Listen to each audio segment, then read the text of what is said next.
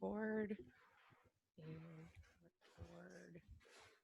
Whenever you're ready. You hit record? All right, I did.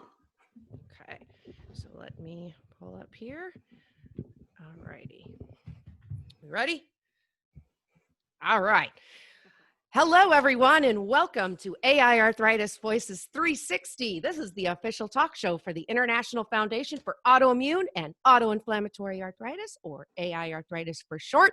And we are tuning in from Germany. No, we're not.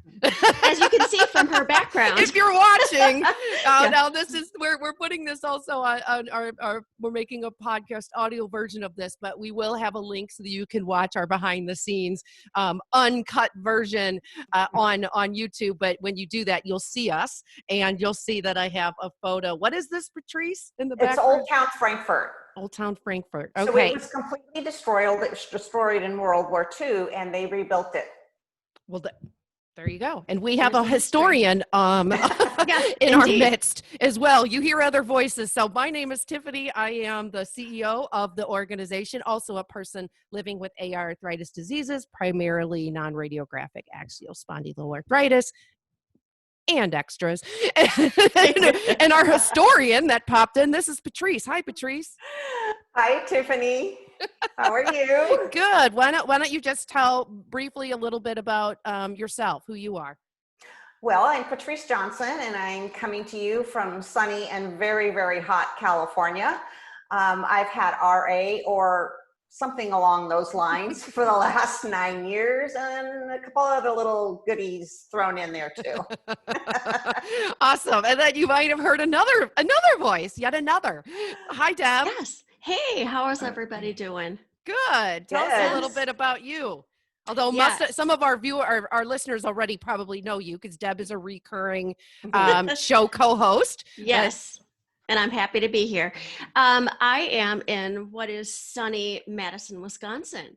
And we've actually had some really good weather. I also am a patient, and I've been living with RA since I was 13 years old. So 37 years of having it. Yes, you can do the math. That would be 50. Wow. Almost 51. But so I'm one of those patients. And again, lots of other comorbidities that go along with having those type of diseases. And happy to be here. Awesome. So what are we doing? What is the topic of the show today? Well, we mentioned Germany, and there was a reason for that. There's a reason why I have that as my screensaver in the backdrop here. We are attending EULAR, the European League Against Rheumatism. They have a scientific convention every year, and it is one of two of the major scientific conferences that we always attend. The other one is the American College of Rheumatology. That happens typically in the fall, and EULAR happens in the summer. But it was supposed to be in Frankfurt, Germany this year, and because of COVID, it was pushed online. Now, the cool thing about it being online is that as people living with these diseases, and Deb can definitely testify on this because she has been my kind of partner in crime going to these conferences, 4 days is not a lot of time. No, and you are whipping from one end of the buildings to the next end, and you've got 10 minutes to do it. Yeah. And So there's a lot. And there's a lot to see too. So between sessions, which are, you kind of go in like picture a lecture hall, to these big posters or abstracts, they're called, where it's kind of a tiny summary of the most current research that's happening, to symposiums held by pharmaceutical companies. Then there's the networking part. There's a lot in the booths. I forgot about the booths. All of our friends. Of other nonprofit organizations and scientific groups that have their booths there, in addition to pharmaceutical companies. So there's just so much to see. And so what happens is, after we pick the sessions or the abstracts or the things that we believe are the most important for our organization and the projects that we do, so that they're relevant, and then also to disseminate the research that we're finding back to our community. So That's what we're kind of doing. But the beauty of it is they have it available online till September 1st, 2020. And we don't have to do it in 4 days. Exactly. Flare free. And we get to do it from Flare-free. the comfort of our homes Yes. and, have headphones on and just. And Patrice is with us. Yes, because Yes. typically it was just My supposed to be first time. Tiffany. Yeah, and we're happy Yeah. that you're on this journey with us. Well, thank you. And I'm so glad to be a part of this. It's just been such an educational process for me. So I'm glad to learn everything that I can. Well, that's awesome. And that's one of the reasons why when Patrice was showing interest about being part of what we're calling our core conference attendance team, that would be the ones who are actually going and previewing all of the abstracts and the sessions so that we can bring back the information that would be most important for all of you and most interesting for all of you. Deb and I are kind of old pros at this, but it's nice to have a variety, because at our organization, we always say it doesn't matter if you're the CEO or the newest volunteer. And this is, you can have a seat at the table because all voices matter. And here we are. Exactly. Yes. Perfect example. So what we've done is typically what happens is if we're at the actual conference, we will go that day and we will attend these different sessions and view different abstracts. And then we come back together as a group afterwards, usually over dinner and drinks. I have wine. Sitting here because we're trying to keep always important for us. Trying to keep this as true to life as if we were really at the conference. So we would be in our comfy clothes. Yes. So I probably wouldn't be sitting out in the middle of the courtyard, The town square. the town square that I have in the back. But so I should probably switch my backdrop to like a sofa setting with the city in the background. But then we'll have dinner and usually have some wine and talk about this. And that's what we're simulating today. We're simulating a debrief is what we call it. And we are going to give you an overview of a few of the sessions and abstracts that we attended this week.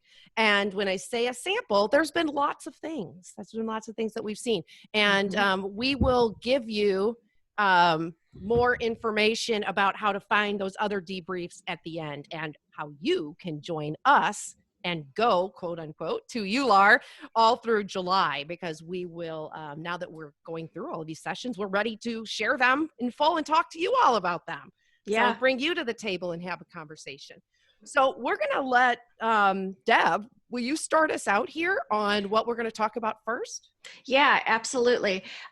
So one of the sessions that we chose was called the Open Plenary Abstract Session. And it was probably about 9 different actually, they were introduced to us as being the award-winning abstracts. So they had all the criteria and all the methods and everything was done really, really well. So they were the award-winning ones. And I think there were about 9 sessions or 9 little snippets that went through. Yeah. And each of the people went ahead and gave us like a 10-minute little summary of what their abstract was about. 2 in particular jumped out at us as being really, really interesting. One of them was called the Effectiveness of Making It Work program at improving presenteeism and work cessation in workers with inflammatory arthritis. That's a big mouthful. Yeah, so in layman's terms. Exactly. Being at work. And not being at work because of your disease. Exactly. So it was really an interesting session because it went into things that kind of made us think a little bit. What are the barriers in what kind of insurances that people have at work that people are at work or they're not at work, and how many hours are they on workman's comp or whatever else. So it was really interesting, and it actually related back to something that we thought with that word. Right. Yep. Right. Do you want to take that, Tiff? Yeah, sure. We like to tell you how what we're seeing also when we go to these conferences, we're learning so that we can also improve the work we do Yes. and be able to help your lives and our lives, because we're people living with the diseases as well. And one of the, now this is a US insurance based issue, but to us it's relevant globally, and Yes. it involves work. Well, to us it involves work. So the accumulator issue is essentially a problem where in the United States, you have these coupon cards, if you will, where the where the manufacturer will help you pay for your prescriptions. And let's say your prescription's $22,000 a year and it will pay for $11,000. Well, usually your insurance will cover the rest of it. You get to a certain amount of out of pocket and then it takes over. And I'm not going to get into this. No. I'm just very basic. A little bite. Just a little bite. And essentially what's happening with this is now there's this thing called the accumulator where the manufacturer's $11,000 isn't going to be enough. It's going to run out because they're not going to count those towards what you're putting towards initially all year. So about 6 months into the year, you're going to get this big shock and all of a sudden you have to pay $2,000 for your biologics. So this is something that was instilled a couple of years ago, and it's just now starting to become prevalent. But one of the things that we realized as an organization, and it was something that was different than any of the others around the United States were doing, is we realized, hey, well, if there's not any stories yet, because at the time there weren't, who are the biggest people the most being affected? And one of those core groups are people who are employed that have our diseases. And so we thought, let's focus on those. And even though there's no stories yet, the HR people, or the people, human resources, the people who are choosing the insurance plans, they would essentially say, look at the bottom dollar and say, hey, this looks pretty good. If we have an accumulator, we're going to save some money. But do they really understand the ramifications of that? So our plan is to understand everything that has to do with a person's ability to work, because if a person cannot work, and any statistics we can find that show what happens if you do not have access to your biologics, which is what we were learning in this presentation, that is an issue that human resources should understand. And then in turn, if they understand, wow, I'm doing this to the employee, or the employee is no longer going to be able to work to their fullest capacity because they don't have access to their meds, they're going to call in sick, they're going to be late for work, they're going to have brain fog, fatigue. I mean, we can go on and on. And so we have been trying to collect stories from patients on the what if, so that we can then present that. And that is not only relevant to the United States, that really expands globally, because even though it's called the accumulator in the United States, this is an issue for access globally. So we're using the same stories, the same backgrounds on the issue that if you don't have access to your biologics, this is what could happen. So our scope is a lot bigger than just the United States, because we are international. So that's why that one was very important to us. And it actually just, clearly spelled out the problem, and it was a really good session. Yes. So you too can watch that. Oh, if yes. You, Oh, come what a along with teaser. us. What a Yes. teaser. Nice And meeting. yes, and our second one that actually we kind of liked as well, as far as an abstract, it had a really long scientific name. Just to give you a little background, I'm a dietitian. Dietetics and biology were my majors in high school or college. Holy cow, high school, that'd be something. You're a prodigy. Yes. Yeah, really. So I've had years of scientific language and things like that. So that's why it makes more sense when I'm going through these things. And this one was on, in a simplified way, the gut. There you go. And, they use the term microbiome, which again relates to your digestive system and, all of those different things. So it was a really interesting session relating to rheumatoid arthritis and the intestinal biome. Basically what's happening. And a few of the conclusions, and one in particular, was the intestinal biome, it changes gradually during the disease progression of rheumatoid arthritis, which we found really interesting. And she had lots of data behind it as far as why that happened. So those are 2 in particular that were really interesting out of the 9 that actually really related back to our organization. And just wanted to give you a little bit of information about that. So yeah, I think we're going to move on to the next one. Patrice, I think it was on non-adherence. Yes. So the bottom line of this was, why do people take or do not take their medication? And if they do not take their medication, what are their reasons for doing that? Is it fear? Maybe the side effects from their medication? Maybe they just forget. Maybe it's because they have such busy lives and they're involved in work and family and activities, and just, maybe they just feel that they just don't need it. But there were a lot of reasons why people don't take their medication. Mm-hmm.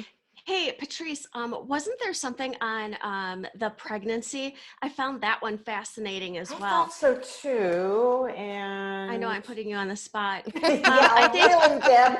I'm sorry. You. I know. Well, no, I mean, if I can actually, speak to that. It was interesting because there was one of the doctors that was speaking about that particular session that almost was irritated that yes, here it is. Women, yeah, okay. Do you want to take over? Oh, sure. So she was saying that why women who have these diseases of reproductive age either decide to have children or not have children, but she was along the lines of, well, if you have this disease, why would you want to have children? And why would you want to stop your medications? Yes. Right. Yeah. Oh, okay. Well, Yes. so that's a little different. Yeah. Yeah, it was more about, why would you stop your medications and have to go off them for the periods of time, because the disease progression would still be happening. And you wouldn't be in good control. Just as a side note, we should circle back with Mariah Leach. Yes, yes. On the mamas. Moving forward. Mamas forward? Yeah, mamas forward. Gosh, I hope we didn't just butcher that. I'm sorry. That was not planned. Yeah. Yeah. I did not plan to bring her. But we're going to bring you back. That just came out as I started thinking about this, but we did, and she does a lot of advocacy for mothers who want to have children, and there are ways that you can still stay on some medications too, and working with a group called Mother to Baby. We do have another episode we can link to with that, but there's a lot of research studies that go along with if you want to maintain treatment use while pregnant. Yes. And it's so different. I had my son 21 years ago, and it's, everything. I think the only thing that I was really able to stay on was prednisone. Yeah. And they upped that dose to carry me through the pregnancy, and I had to be off everything else. But now they're finding with more research that you can still be on some of them, and it doesn't cross the placental barrier. So right. And so anyway, that's why I found that one particularly interesting when you just said that, because if the doctor was saying, kind of alluding to the fact that you need to be off of treatments, then, and maybe that's why people, when they're pregnant, well, maybe we need to delve more in. And I'd really like Mariah's opinion to see what she thinks of that segment. So we're going to have to share that with her if she hasn't already watched it. The other thing that I remember you mentioning when we were downloading a little earlier was it kind of falls along the pregnancy was young people. The difference between young and old with adherence, younger and older. And I should preface that by also saying young could be early disease versus long-term disease. Didn't they for them to be young, for the particular, it was 18 to 35. Something like that. Okay, so it was age. It was age. Okay. Yes, it was age related on that one. Yeah. Okay. Yes. Did you do you have anything else about that one? I think they one of the common themes that they shared too was shared decision making was a big part of how they navigated, wasn't it? I believe so. Yes. And too, you have the younger age, I don't want to say younger age, but the age group that they studied, And then people like in my age category, well, I take my medication because I feel like I'm a lot older and wiser than them. And it's like, who would want to go back to the way I was before I, started taking this medication? But I guess it all comes down to a personal choice and lifestyle. And so I'd be interested to see how this would, moving forward, if they just go back to this and then do a study in like 5 or maybe 10 years, and then include that same group, the younger group, Yes. 10 years later, because their life is probably at age 18 is a lot different at age 28 and 38. And for those who chose not to use medications for whatever reason, how that turned out for them after 10 years, because science says that 10 years without treatment in these particular diseases often leads to disability. So that will be very interesting. It's something Deb and I have talked about actually many times. Yes, that absolutely. When we hear this and we see such a shift in people that were diagnosed on the pre-biologic age versus now you have people diagnosed and choosing not to be on it, where you have these people from different generations before saying, oh my gosh, if I only had them. So that's just an interesting topic that, believe me, we are going to explore more for sure. Yeah, this because something again, to revisit. The first 20 years of my disease progression was without biologics, and I'm now having surgeries to fix everything that happened and all those other Right. So that we are going to definitely revisit. So the adherence was really an interesting one. It was. And then there was the cardiovascular. That's it. Thank you. Yep. I'm pointing to my heart, which means nothing to the people who are listening. And we can't even see that. Oh yeah, I'm not even on camera. No, that wasn't even. Oh well. So cardiovascular. Yeah. So that was a session that I found very interesting. It actually talked across several broad categories. It talked about rheumatoid arthritis. It talked about psoriatic arthritis, axial spondy, AS, which is ankylosing spondylitis. And there were probably like 6 different sessions that were about 15, 20 minutes each. And one of them in particular that I'm looking at is the barriers to shared decision making. And it was talking about rheumatoid arthritis and things like that. It was really interesting. The overarching, idea behind all of this was that they were talking about the cardiovascular risk. And for me, having RA, that is something that I've actually been pursuing, doing more research on. And they're finding that there is, again, Tiffany was saying this, that with arthritis, there's inflammation. So why wouldn't it, affect your heart? And that whole principle that made sense. The whole fact that we have these autoimmune or autoinflammatory diseases, they are of the immune system. So arthritis is a major clinical component in the diseases we cover, but the inflammation goes to the bloodstream and attacks things other than joints. So it only makes sense. Yeah. That it would be a risk factor. And they're finding in those diseases that I mentioned in particular that there is a higher risk for having, cardiovascular issues, whether it be a heart attack or a stroke or, something related with the pulmonary blood and, everything else that goes with that. There is more of a chance. So one of them in particular was the to close the gap for proper cardiovascular management and making sure that people are having their baselines at least taken for cardiovascular risk and things like that. Yeah. Because even we were talking also familial type things. Patrice brought that up. Yes. And that is not something that was actually brought up in the session, but it actually, brought up another question that we were wondering about. Yes. So is what's that? So familial, like if your grandparents or parents had cardiac issues when they were older. Both my grandparents parents had that. My mom does, and it just makes me worried about my own self if Yes. I'm at higher risk. So Yeah, it's a good that is- question. It I is. don't Yes. know. The other thing that I found really interesting about that, well, two things about that session was I know that we've heard for years that Yes. RA and cardiovascular.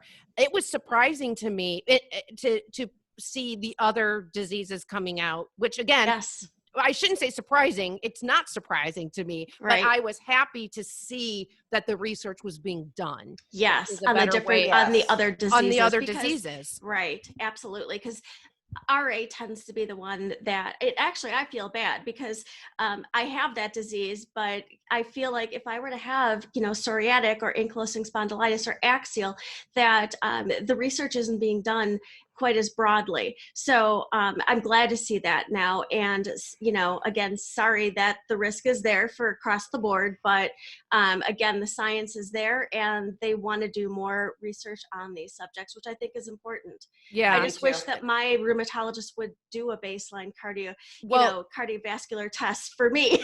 yeah. Yes. Two things. Well, now I've got three things to add on that. Sorry. Yeah. So thanks, Deb. Surprise, surprise. But the first thing you just said, I wish my rheumatologist would do a baseline on that. I think that this is an important takeaway for our community, that we have to be remembering that our diseases are systemic and we have to take care of our heart, our lungs, Yes. our eyes, our skin. I mean, there's other ways that the Yeah. inflammation, especially if we're not treated early or if it's out, if it's not controlled. I mean, that's what happens here. What happened, this was explained to me actually a couple years ago by a rheumatologist who is a researcher at one of the pharmaceutical companies. Holla, Mark, can't say your last name because I don't know if I can. You know who I'm talking about. I do know who you're talking about. But so he was explaining for me, because I had the question, what happens, why am I now having these complications where before I only had these? And he said, well, what happens is if you're even in a biologic, our goal is to get your disease under control. But if your underlying inflammation, which is invisible, your underlying inflammation is somehow still not in control, it will reroute itself to present in other ways. And so that's why often we may end up having other issues. And it's because our disease is progressing and medications can only do so much. So you have to really think about keeping your inflammation down so that it doesn't redirect. So that, again, that wasn't planned, but I had to say that because I think it's important. Oh, absolutely. And then, and this is how these discussions go, is one thing we say plays off another. yeah. And like, Patrice brought up the familial part when we talked briefly. Yes. And I should add to what Deb just said. As an organization, that's what we do. We are people living with the diseases who believe by communication we can find these key holes, if you will, that aren't being addressed by others, or maybe we need more information about. But only people living with the diseases, the true experts, can identify these things. And so we then take them to the table and keep the patient as an equal stakeholder to talk to the other stakeholders to solve the problem. So it was that was a beautiful example, not planned, but perfect. beautiful example. Yes. Last but not least, before we move on, which we need to do, COVID. They talked about that too, right? In cardiovascular? A little bit. Let me see if I can actually, what was I'm trying to even remember what the tie was there. Tiff, can you help me out? It's sure. not to me. I think they mentioned something about colchicine in particular. Oh, that's right. And I picked that up because I'm on colchicine. Yes. And again, we won't spend a whole lot of time on this because we have other sessions that we talked about in detail with COVID. Yep. But it did come up again. Go ahead, Deb. So it was actually related. That wasn't COVID. I think that was what we brought that around ourselves in our conversation. Yes, but they were doing a colchicine trial for cardiovascular reasons, and they were giving it orally, so by your mouth, for working on the anti-inflammatory parts of, in this case, it was pericarditis, and they wanted to do a particular study that relates to myocardial infarction, which again is part of the heart not working correctly, and seeing what the effects of colchicine was on. I'm saying that wrong. I know. No, you're right. Sorry. It's colchicine. Oh, was it? Okay. I felt like I added an extra syllable in there. Nope. As far as the cardiovascular outcomes and the long-term safety and tolerability. And as a matter of fact, today I read an article relating to colchicine being promising with COVID. Yes. And it was actually, yep. So you probably saw it too.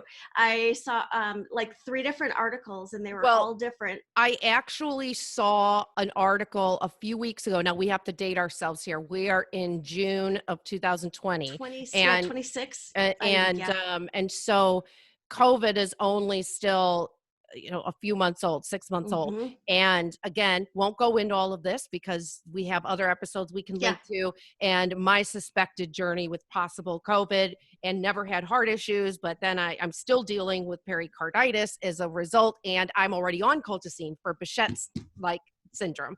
And so it was interesting because they were saying, well, you need to be on colchicine. And I said, well, I'm already on it. But it makes me, I am very curious. Research is so new, but I'm very, very curious to see what that research holds long term, because I am wondering if that was COVID that caused this to happen to my heart. I wonder if being on it somehow protected me from it. From being even worse. But even being even worse. I walked around thinking for 2 weeks I was having a heart attack 24/7 and went to the emergency room twice. So it could have saved my life. Who knows? But anyway, we do. Yes. All the asides. No, all the asides that we go with. Again, this is where these conversations, come out. And I love that part of this, because we end up, putting fingers to different things that we're doing as an organization. Yes, absolutely. And it all stemmed from going to these sessions, which is why it's so important. Let's move on to the EULAR recommendations. So the very last thing, every year actually at these conferences, whether it is the EULAR or the ACR, the last day, it's kind of like the unveiling, if you will, of this is what we're recommending. And so the recommendations vary. You have to remember these conferences are designed for science. So they're not patient-driven sessions. I mean, patients have only been invited to attend these conferences in the very recent years. So we didn't go to all of the recommendations because many of them were about how to set up research, methodology, et cetera. Right. The ones that did stand out to us, the first couple were on the updated recommendations for treatment of rheumatoid arthritis and psoriatic arthritis. So they did them separately, but we're grouping them together. So one of the things that I thought was interesting, we talked about a little bit, was that in rheumatoid arthritis, in 2010 was the first time that they revised the guidelines, the guidance and recommendations since, and I don't have the date on the top of my head, but it was the 80s, correct? I believe so. Yeah. So a long time. There's our layman's terms right there. It was a long time. So, finally, I remember that being a big deal because I was diagnosed in 2009 and my rheumatologist was already privy to the recommendations that were coming out in 2010. And that's one of the reasons why I was initially diagnosed with RA. It became much easier to have a diagnosis in 2010 or 2009 if your doctor was privy to what those recommendations were going to be. Even though that didn't end up being what I had, that's another story. But the point was that was just very interesting. Not different from everybody else's story. Not different. Not different. But then they revised again 2013, then 2016, and now again. So it just shows you how much more attention is being paid to understanding what needs to happen for diagnosis. So that in itself was promising, and just a little thing I wanted to point out. Basically, the bottom line is not a lot changed. And whether it was rheumatoid arthritis or psoriatic arthritis, basically there were only a couple things. And the first one, I'll say rheumatoid arthritis, that we found really interesting as well was they added that patients may require access to multiple drugs with different modes of action to address the fact that our diseases are essentially unique to each individual, and that they may have to have these multiple therapies throughout life. That was very interesting for a couple reasons. First, lupus falls under our umbrella of AiArthritis diseases. And for years, lupus has been sort of the go-to disease that is suggested that it's so unique. They often, the lupus patients will also often call it a snowflake. That's very common in that community. And, and yes, lupus definitely involves a lot of different organs, manifestations. Yes, systemic. It is very systemic. And that's one of the reasons for the complexity of it. But it was nice to see that rheumatoid arthritis is being recognized as a multi-system organ, like we just heard with the cardiovascular, where there are going to have to be some kind of, not going to have to be, might be stacking involved or multiple therapies in order to get the disease under control. It's not just a joint disease. So that was a very important takeaway with that. We also wanted to give out a shout out to Martin DeWitt. Yes. Because we love Martin. We do a lot of work with Martin, and he does a lot of work at EULAR, and oh my gosh, Omeract. I could go on and on. He's and us, yay, yay for us. Exactly. And he's living with psoriatic arthritis, and also in the research community, and he was part of the steering committee for the rheumatoid arthritis recommendation. So we just wanted to do a shout out and point out that yes, patients are involved in those, which makes sense why that recommendation was added, because patients are saying it's more than just the joints. Other than that, did I miss anything for rheumatoid arthritis? The only other thing that wasn't overarching was the Jak inhibitors. Oh, and all the different phases. Yes. Yep. So they actually added that one. That's the. Thank I'm you looking at slides as we're going, just to make sure. Thank you. And that was that on both? That was on both. I believe it so. Was. Yes. Okay. Yes. So this was also very interesting to us. So Jak inhibitors are a form of on the level of biologics, but they are pill form. For those who are not familiar. And historically, biologics have been mostly injection or infusion. There are a few that are pill form. Jak inhibitor is one of those mechanisms of action. And they're relatively new. And just as all new research, it takes a while to test and make sure that they are working in where they're safe and they have efficacy in our population. And apparently that was another theme that came up. Jak inhibitors were everywhere. Yes. And apparently they have now demonstrated that they do work well. And now the recommendations for both rheumatoid arthritis and psoriatic arthritis have included them as an equal choice. As a possibility, where before it would say they recommend maybe a TNF inhibitor, which is one kind of biologic. There's many different mechanisms of action now as we've grown, and they're saying, well, there's enough research to say that you could choose. The interesting part, more interesting, I guess I should say, was in psoriatic arthritis in particular. They mentioned that if they say a placement of a Jak inhibitor may be appropriate in cases such as non-adherence to injections. And I picked that up immediately and went, oh my gosh. So I can't tell you how many patients I know or we've talked to that do not like injections. And they're like, no needles. No needles. No needles. Which is a rough thing if you've got these diseases. Exactly. Yeah. And so there's been a pushback because the pill form, not having the research to back it up, tends to be more expensive.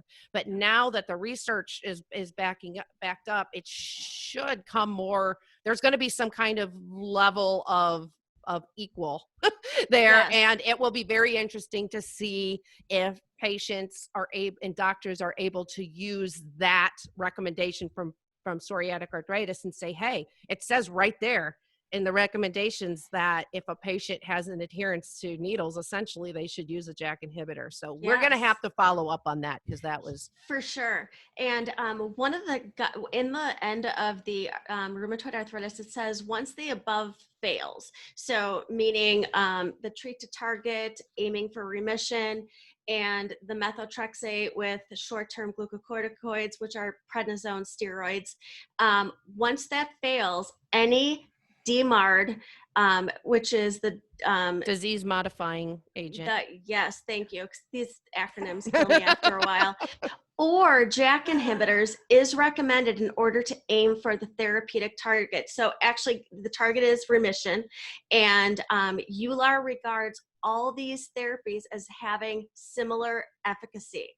So the actual wording is right there, and it's great to see in an understandable way. Yes. Yes. So, and again, we will go into more Yes. details about these, because as we said, throughout July, you can join us at EULAR, and we will Yes. give you more information about that here at the end. But essentially, this is our debrief. We're talking about some major Yes. points. We're disseminating them also to you, and then we're going to invite you back to talk more about the hot topics that are important to you. So that will be throughout July. So let's move on. And that we have just a couple more that we wanted to mention here. And one of them was including young people in patient-reported outcome measures, or PROMs. Yeah. And another shout out to not only our friend Simon Stones, but he's a recurring co-host of the show. So, and he is a person also living with psoriatic arthritis and Crohn's, and he is on the path to in the research community as well. So he is an amazing asset to the show, and we saw his name in there, so we have to give him a good shout out. And I think we're going to have to rope him into doing a conversation, and having one of these confesh on this stuff. Yeah. So in saying that, we'll keep this really brief, because who better to explain this all to you than Simon? But what we did want to just take away from it was, it's really refreshing to see that they are thinking about including young people, and young people is defined by them as 18 to 35. That's the age range, in talking about what's most important to them. And that goes right back to shared decision making. We keep seeing it over and over. It's just a theme that's coming up over and over. And that really is patients speaking with their doctors about outcomes that are important to them, and then altering the treatment to be relevant to those outcomes. So one of the things, I know, Patrice, you pointed out a really interesting thing about the e-solutions, or a finding that about online with the young people. Yes, so they were finding out that these 18 to 35-year-olds were preferring to do a lot of it online and e-solutions. That's their world. People in my generation like the paper stuff. Actually, you're talking to three of us, and like literally all three of us are paper people. Are you saying we're old? No, we're not 18 to 35. We absolutely are. We're like a fine aged bottle of wine. Oh, I like that. So, but we're going to keep the next couple brief, just because we can definitely talk more about them. But it was just interesting as well, because they did talk about thinking about your daily life and considering things like psychosocial issues, social participation, sports, education, work. So it's not all about the treatment. You have to think full body, and that is what things that, well, I'll mention here for the next one, lifestyle behavior. It really is about this idea of precision medicine versus personalized medicine. So personalized would be thinking about those things: your social life, your sports, your education, your work, how the rest of your relationships, the rest of your life is part of your treatment therapy that needs to be considered. That's personal. That's your personalized side. So yes, but that was something with the the e-solutions, I think the score was 9.92 said that out of 10. Yeah. out of 10. But all ages are really being thrust into this now. And so that's just going to be something to follow up with as well. So kudos to them.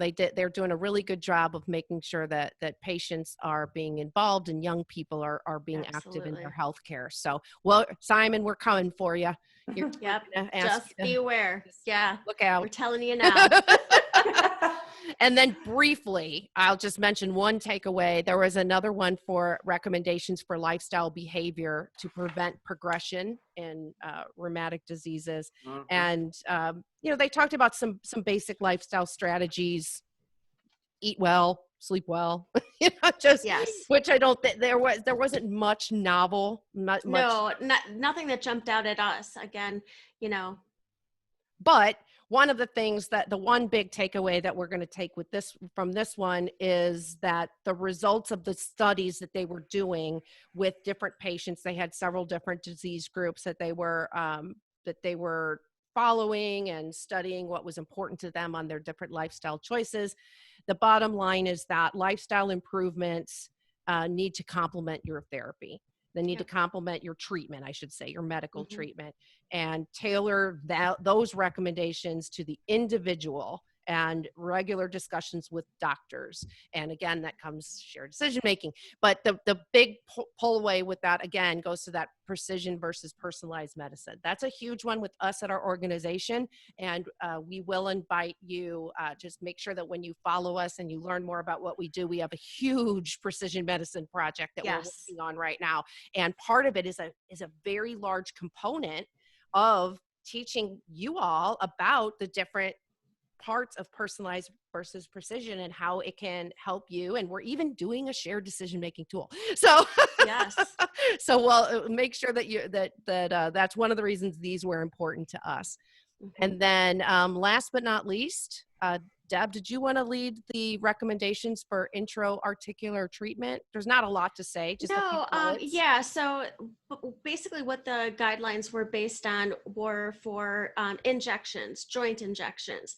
So they just talked a little bit about kind of, when we talked about this briefly, we were talking about, again, some of the guidelines did jump out at us because they were talking about like the environment that it's actually they're being done in. So whether it's a hand, finger, knee, shoulder, whatever joint is being done. I found it interesting that it was a couch was brought up. Like I was like, wow, I never thought about a couch before. I always thought about the exam tables and, but having the ability to lay back and, depending on how the patient is doing with that. So yeah, it was interesting just talking, but nothing that was, that jumped out at us as being, besides that one, unusual. Again, sterile, looking at the equipment, making sure everything proper was available. Anything else I'm missing? I'll just add to that. So one of the things that stood out, we know that intra-articular, we should mention, is injections. Yes, thank you. I see where you're going. Yeah. So those are methods of if you're getting an injection of steroid or something that's going to make your joints feel better. So these are what was interesting. I keep saying interesting. I'm saying that way too much, Ryan. You might have to edit out some of my interesting. No, but it's good because actually it was of interest. All right. So one of the things that I wanted to point out with this, first of all, these are recommendations that were based on patient-reported needs. So we should point that out, that more is being done to set these recommendations based on what the patient thinks is important. That's good. Yeah. And necessary. And then secondly, as we were looking at these domains or like think of a piece of a pie, and then each piece of the pie is a domain or a section of focus, if you will. And like Deb said, the atmosphere, the environment, when they asked when you think about injections, what is important to you? And so we, as people who have talked to a lot of patients about different types of injections, or we have a project that we're doing on synovial tissue that we can talk more about and share with you. We actually have several episodes, podcast episodes. We'll link to those from this so that you can check those out. But what we're doing is we are working with OMERAC, which is Outcome Measures in Rheumatology. We're working with researchers to understand if a patient would go under a biopsy in their knee to take out synovial tissue, what would be important for them to know beforehand. And some of the same things were coming up, and that's what became interesting. So those domains were coming up of fear. What's going to happen to me? Will I flare afterwards? How will I feel better? What's the recovery time? All of those things we get. And so these new ones that came up when we've been doing our work with the synovial tissue, we haven't thought about environment. So we're gonna take this one and we're gonna try to apply it in some of those domains to the work we're doing in the synovial tissue. And you can learn more about that project. Again, we'll link to it, but essentially we're talking to patients whether or not you've had a knee biopsy. We need information. We need the voices of all people. And if you would do that, what would you want to know ahead of time? Because we're going to help create those educational materials. And then the point of helping them is it is research that is moving towards precision medicine, and you may not actually have to get a knee biopsy, but what if you could get one to help advance precision medicine? What information would you want then? Would that be different than just getting one if you had to get one? If you didn't have to get one, what would you want to know before going in? Because I mean, the obvious ones that we know of is risk benefit. So playing those, but again, these other, principles we're going to actually apply just to see how they would relate to that. So there you go. So those were the highlights of the end of session when they do the recommendations, and that wraps up our debrief for this week. And when I say this week, this is the third one we've done. And we have one more that we're going to do, that we'll also do a week from today, which will end in the end of June, and then moving into July is when you can go with us to EULAR. So essentially this just shows you how much information there is. And even during the week for us fitting them in, because the sessions are anywhere between an hour and a half to an hour, sometimes 30 minutes, but they're all done in segments with question answers too. So so this is a lot of legwork, but this is what we do when we go to conferences. The only difference is we're doing it all at once. And the beauty of this, of being online too, is that we are able to see a little bit more than we would have in 4 days. Absolutely. So we are maybe collecting a little bit more information, but that's not a bad thing. And so we are inviting you to come with us throughout July, and there'll be different methods of communication. We'll do, it's going to be every Tuesday at 7 p.m. Eastern Standard Time through July. We'll be coming back and streaming on YouTube, where we will delve into some very specific topics that we've talked about in our debrief. So we'll narrow them down to sort of the hottest ones. Make sure that you sign up to go with us so that you can get notification on what those topics will be. And you can do that. Just go to our website at AiArthritis.org. And right on the front page, there is a slider screen of photos, and click on the one to go with us at EULAR and just fill out your name and email address, and where you live, I think, is on there too. Just country. We're not asking for a whole bunch of stuff. And we'll get in contact with you so that you know how you can join these conversations.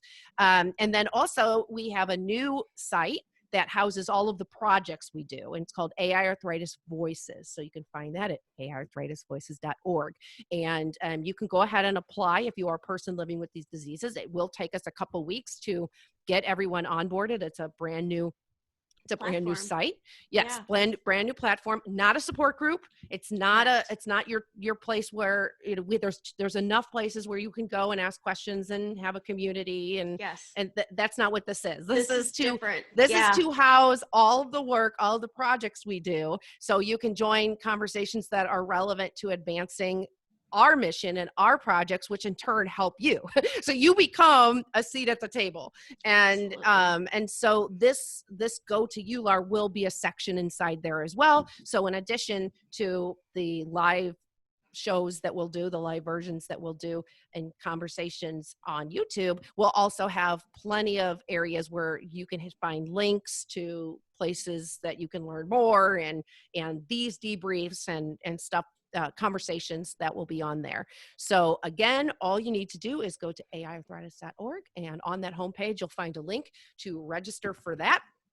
We will make sure that we share all of this information that we talked about with you, the links to the different shows we've done in the past that are relevant, the pregnancy one, some of the COVID, precision medicine. There's a lot that link back. And I can't wait. I seriously can't wait, because I love learning what other people think that actually make me think back myself on everything. We've done it's it just right cyclical. here. And this is a perfect example why we want you to join us in the conversations. You see how naturally ideas and it just bounce off of each other because patients are talking. And so that's our whole mission. We have to talk so we can solve the problems that impact education, advocacy, and research. It takes our voice to do that. And it takes a village, and you guys are part of the village. So welcome. Join our village. Join our village. Join us at EULAR. Join us at AiArthritis.org. You can also find us on social media at AiArthritis. And I think that wraps it up. Yeah. Yes. All right. I think so. Okay. Yeah. Well, thank you everyone for tuning in to this episode of AiArthritis Voices 360. You can find all of the shows, which is well over 60 now, on AiArthritis.org/podcast, or please, if you listen to podcasts, you can subscribe anywhere that you listen to those, and please give us a good rating. So your turn. Join us, pull up a seat at the table, and together we will change the stories of tomorrow. Thank you, Deb. Thank you, Patrice. My pleasure. I'll be talking to you ladies soon. Yes, for sure. So thank you all.